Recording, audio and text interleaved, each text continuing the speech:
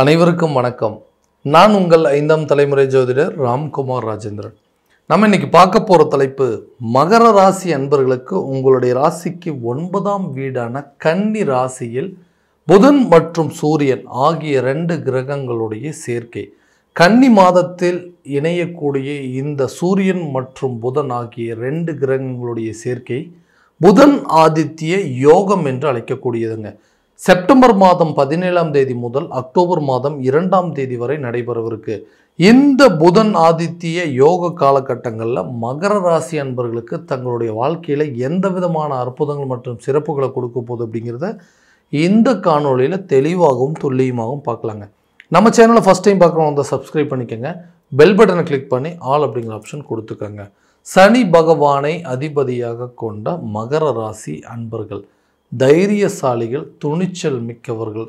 தன்னுடைய விஷயத்தில் எல்லாமே தன்னுடைய சுய சிந்தனாலையும் தன்னுடைய சுய முயற்சியால் மட்டுமே வெற்றி காணக்கூடிய ஒரு ராசிக்காரர்கள் அப்படின்னே சொல்லாங்க. யாருடைய தயவு எப்போவுமே எதிர்பார்த்ததில்லை. மற்றவங்களுக்கு உதவி செஞ்சு தான் பழக்கமே தவிர யாருக்கிட்டையும் ஒரு உதவியை எதிர்பார்த்த நபர்கள் இவங்க கட்டாயம் கிடையவே கிடையாதுங்க.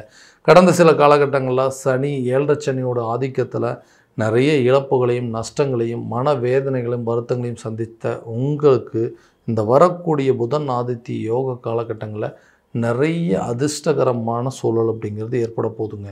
இது வரைக்கும் உங்களுடைய தொழிலில் நிறைய மாற்றங்களை பண்ணணும், புதிய முன்னேற்றத்திற்கு பாதையை நோக்கி போகணும், புதுசாக நிறைய பிரான்ச்சஸ் ஓப்பன் பண்ணணும், இல்லை ஒரு இடத்துலேருந்து இன்னொரு இடத்துக்கு மாற்றணும் அப்படின்னு சொல்லி நிறைய பிளான்ஸ் எல்லாம் பண்ணிகிட்டு இருப்பீங்க. அந்த பிளானை கரெக்டாக எக்ஸிக்யூட் பண்ணுறதுக்கான காலகட்டங்கள் இருக்கும். உங்கள் பிஸ்னஸை வேறு லெவலுக்கு, அதாவது அடுத்த லெவலுக்கு கொண்டு போகிறதுக்கான சில சூழல் அப்படிங்கிறது கண்டிப்பாக ஏற்படக்கூடிய ஒரு காலகட்டங்கள். ஒரு பிஸ்னஸ் பண்ணிகிட்டு இருக்குங்க, அடிஷ்னல் இன்னொரு பிஸ்னஸ் ஸ்டார்ட் பண்ணலாங்க. இல்லை உங்கள் பிஸ்னஸை எக்ஸ்பேண்ட் பண்ணுறதுக்கு ஒரு இடத்துலேருந்து இன்னொரு இடத்துக்கு மாற்றலாம், அல்லது புதுசாக ஒரு சில பிரான்ச்சஸ் ஓப்பன் பண்ணலாங்க. புதிய ஃப்ரான்ச்சைசி கிடைப்பதற்கான வாய்ப்புகள், உங்கள் பிஸ்னஸில் நல்ல லாபகரமான சூழல், நீங்கள் ஆரம்பித்த எல்லா விஷயமும் வெற்றி காணக்கூடிய ஒரு காலகட்டமாக இருக்க போகுது. உங்களை மாதிரி அதிர்ஷ்டசாலிகள் வேறு யாருமே இல்லை அப்படின்னு மற்றவங்க உங்களை பார்த்து பொறாமப்படக்கூடிய ஒரு காலகட்டமாக இருக்க போது இந்த தொழில் ரீதியாக இருக்கக்கூடிய நபர்களுக்கு. உத்தியோகஸ்தர்கள் என்று சொல்லக்கூடிய நபர்களுக்கு, வேலைக்கு போயிட்டுருக்கிறவங்களுக்கு, வேலையில் நிறைய கஷ்டப்படுறவங்க, ஹார்ட் ஒர்க் பண்ணுறங்க, ஹார்ட் ஒர்க்கை வந்து நிறைய என்கிட்ட வந்து சொல்கிறாங்க, இவர்கிட்ட இந்த வேலையை ஒப்படைச்சா கண்டிப்பாக ஒரு நல்லபடியாக செஞ்சு முடிச்சிடுவோன்னு சொல்லி எல்லா வேலையும் என்கிட்ட கொண்டு வந்து கொடுக்குறாங்க. ஆனால் அந்த வேலைக்கு உண்டான அந்த உழைப்பிற்கேற்ற ஊதியம் அப்படிங்கிறது இல்லைங்க. ஒரு சேலரி இன்க்ரிமெண்ட் கிடையாதுங்க, ஒரு ப்ரொமோஷன் கிடையாது, ஒரு ட்ரான்ஸ்ஃபர் கேட்டால் கூட சரியாக கிடைக்க மாட்டேங்குது. இந்த வேலையை விட்டு வேறு வேலைக்கு போயிடலாம் அப்படின்னு சொன்னால் கூட நிறைய இன்டர்வியூஸ் அட்டன் பண்ணிட்டாங்க, நான் இதுலேயும் செலக்ட் ஆகிற சூழ்நிலை இல்லை. இது எல்லாத்தையும் விட்டு வெளியூர்லேயோ அல்லது வெளிநாட்டிலையோ கொஞ்சம் நாளுக்கு வேலை பார்த்துட்டு இருந்தோம்னா கை நிறைய சம்பாதிக்கலாம், அந்த பிரச்சனை எல்லாத்தையும் தீர்த்தலாம்னு நினச்சா அதுக்கும் எனக்கு வந்து சரியான விதத்தில் அமையலைன்னு யோசிச்சிருக்கவங்களுக்கு கண்டிப்பாக இந்த வேலை தேடக்கூடிய நபர்களுக்கு புதிய வேலை கிடைக்குங்க. வேலையில் சம்பள உயர்வு, பதவி உயர்வு கிடைக்குங்க. வெளியூர் மற்றும் வெளிநாடு சம்மந்தப்பட்ட முயற்சிகள் கூட இந்த காலகட்டங்களில் நல்ல ஒரு பலன் அப்படிங்கிறது கொடுக்குங்க. அடுத்ததாக திருமணம் சம்மந்தப்பட்ட யோகங்கள். திருமணம் அப்படிங்கிற ஒரு விஷயத்தில் தான் எனக்கு நடந்த விஷயங்கள் மாதிரி யாருக்குமே இல்லைங்க. ஏன்னா ஏதோ ஒரு காரணத்தினால சின்ன விஷயத்தினால தள்ளி போயிட்டு இருக்கக்கூடிய ஒரு நிலை. எல்லா பொறுப்பையும் பார்த்தாச்சுங்க. ஓகே, வீடு கட்டியாச்சு, காரு வண்டி வாகனங்கள்லாம் வாங்கியாச்சுங்க, சொந்தமாக இடம் வாங்கியாச்சு, எல்லாமே நல்லா செட்டில்ட் ஆகிடுச்சுங்க. ஆனால் அந்த திருமணம் அப்படிங்கிற ஒரு விஷயம் மட்டும் காலகாலத்தில் கரெக்டாக நடக்கலை. எல்லாத்தையும் காலம் கடந்து போகிற சூழ்நிலையில் வரும்போது ஓகேங்க, இன்னும் வந்து இதை விட நாங்கள் பெட்டராக பார்க்குறோன்னு சொல்லி ஏதாவது ஒரு காரணத்தினால வந்து அவாய்ட் ஆகிட்டே இருக்குது. ஸோ திருமணம் அப்படிங்கிறது ஒரு மிகப்பெரிய கனவாகவே இருக்குது. இந்த காலகட்டங்கள் திருமணம் அப்படிங்கிறது ஒன்று நடந்துருச்சுன்னா என்னோட பாக்கியசாலி யாருமே இல்லை அப்படின்னு யோசிக்கக்கூடிய நபர்களுக்கு திருமணம் சம்மந்தப்பட்ட யோகங்கள் கூடிய விரைவில் உங்கள் கை கொடுங்க. திருமணம் ஆகாத நபர்களுக்கு திருமணம் அப்படிங்கிறது ஏற்படுங்க. லவ் பண்ணிகிட்டு இருக்கவங்க கூட மேரேஜ் பண்ணுறதுக்கான வாய்ப்புகள் அப்படிங்கிறது ஏற்படுங்க. அதே நேரத்தில் ஒரு லைஃப்பை விட்டு வெளியே வந்துட்டோங்க, அது இதுக்கு முன்னாடி இருந்த லைஃப், அந்த கசப்பான அனுபவங்கள் மறுபடியும் நான் தேடி போகிற ஒரு வாழ்க்கையோ அல்லது என்னை தேடி வர ஒரு வாழ்க்கையில் இருக்கக்கூடாது, நல்ல நிலையில் இருக்கணும் அப்படிங்கிறது. ஏன்னா அடிபட்டால் மறுபடியும் மீண்டு வரக்கூடிய சூழ்நிலை அப்படிங்கிறது எனக்கு கிடையாது. ஏன்னா அவ்வளோ கசப்பான அனுபவங்கள் அப்படிங்கிறது இருக்குங்க. இந்த வாழ்க்கை நல்லபடியாக அமையும் அப்படின்னு கேட்டிங்கன்னா நிச்சயமாக உங்களுக்கு ஒரு நல்ல சூழல் அப்படிங்கிறது அமையும். நல்ல மன வாழ்க்கை அப்படிங்கிறது ஏற்படுங்க. நீங்கள் எதிர்பார்த்தபடி ஒரு வாழ்க்கை துணை அப்படிங்கிறது உங்களுக்கு கிடைக்குங்க. கணவன் மனைவிக்கிடையே இருக்கக்கூடிய பிரிவினைகளும் காதலர்கள் மத்தியில் இருக்கக்கூடிய பிரச்சனைகள் அப்படிங்கிறது தீருங்க. சம்மந்தமே இல்லாத சில விஷயங்களால் யாரோ ஏதோ ஒரு விஷயத்துக்கு ஏதாவது சம்மந்தமே இல்லாத காரணத்தினால இன்றைக்கி எங்களுக்குள்ள பிரிவினைகள் அப்படிங்கிறது வந்துருச்சுங்க. ஒருத்தருக்கு ஒருத்தர் நல்ல அண்டர்ஸ்டாண்டிங் இல்லை, ஒரே இடத்துல உட்காந்து எல்லோரும் நிம்மதியாக சாப்பிட்டு பல நாள் ஆச்சு. இதனால் வந்து குடும்பமே வந்து சீரழிஞ்சு, அதாவது சின்னாபின்னமாக ஆளுக்கு ஒரு திசையில் பிரிந்து வாழக்கூடிய சூழல் அப்படிங்கிறது ஏற்பட்டுச்சுங்க. இந்த நிலை அப்படிங்கிறது மாறுமா? பழையபடி நாங்கள் எல்லாருமே ஒன்றா சேர்ந்து அண்ணன் தம்பிங்க, மனைவி, மக்கள், குழந்தைகள், அப்பா அம்மா எல்லாத்துக்கூடயும் சேர்ந்து வாழ முடியுமா? நாங்கள் ஒரே சூழ்நிலையில் இருக்க முடியுமா அப்படின்னு கேட்டிங்கன்னா கண்டிப்பாக அது நடக்குங்க. உங்களை விட சொன்ன மாதிரி அதிர்ஷ்டசாலி வேறு யாருமே இல்லை.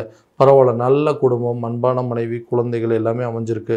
உங்களை பார்த்து மற்றவங்க பொறாமப்படக்கூடிய ஒரு காலகட்டமாக இருக்க போதுங்க இந்த நிகழ்வு காலகட்டம். இந்த புதன் ஆதித்ய காலகட்டங்களில் புதிய வீடு கட்டுவதற்கான முயற்சிகள், புதிய சொத்துக்களுக்கு உண்டான சேர்க்கை, வாடகை வீட்டில் இருக்கிறவங்க கூட சொந்த வீட்டுக்கு இடம்பெயர்ச்சி அடையுது, அல்லது புதுசாக ஒரு வீடு வாங்குறது, புதுசாக ஒரு நிலம் வாங்குறது, கார் வாங்குறதுக்கான யோகங்கள், வண்டி வாகனங்கள் வாங்குவதற்கான யோகங்கள்லாம் இந்த காலத்தில் நிச்சயமாக நடக்கும். ஏன்னா வாடகை வீட்டில் வாழ்கிறவங்களுக்கு தானே தெரியுங்க அதனுடைய கஷ்டங்கள் என்ன. சொந்தமாக வீடை கட்டி அந்த வீட்டில் நம்ம சொந்த வீடு அப்படின்னு சொல்லி இருக்கணும்னு சொல்லி நிறைய போராட்டங்கள் பண்ணிகிட்ருக்குங்க. அது வந்து நடக்கவே மாட்டேங்குது. வீடு கட்ட முடியலைங்க. அப்படி கட்டுறதுக்கு பணம் இருந்தாலும் அந்த பணம் வேறு விதத்தில் நஷ்டமாயிட்ருக்கு.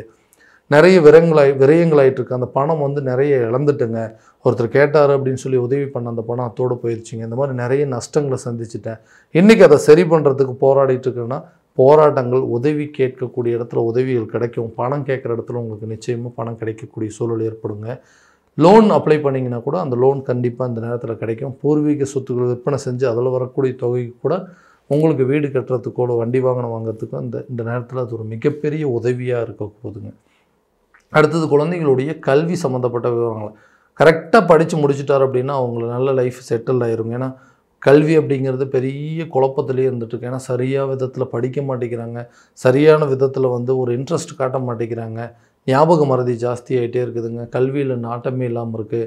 நான் ஆசைப்பட்ட மாதிரி ஒரு கல்வி அப்படிங்கிறது படிக்க முடியலன்னு யோசிக்கிறவங்களுக்கு இந்த வரக்கூடிய காலகட்டங்களில் ஞாபக மறதிகள் அப்படிங்கிறது அகலுங்க.